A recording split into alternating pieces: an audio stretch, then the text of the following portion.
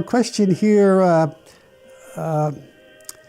is this name isn't here, but this a person asking the question asks that they know that there are certain books in the Bible, like the Gospels and the epistles of St. Paul and the Old Testament prophets. It said they have all those books. How did they become one Bible? We have what we call in our Bible what we call a canon. That's a technical term, and that's books that the church has recognized as inspired. And so over the course of history, and one of the defining moments was the Council of Trent, the church accepted certain books in the religious tradition of the Jewish people and the Christian people as being authentically inspired by God. Now, there is a little dispute here between the Catholic tradition and the Protestant tradition on this.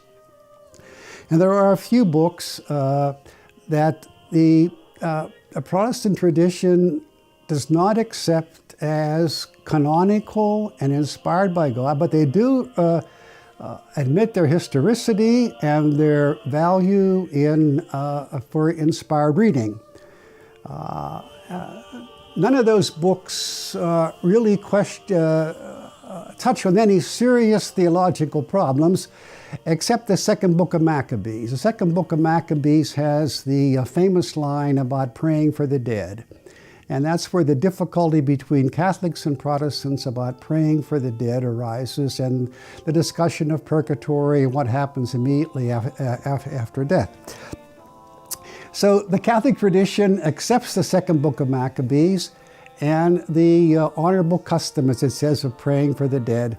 And the Protestant tradition in general does not accept that. That's one of the examples of books that the Catholic tradition accepts, but the Protestant tradition does not.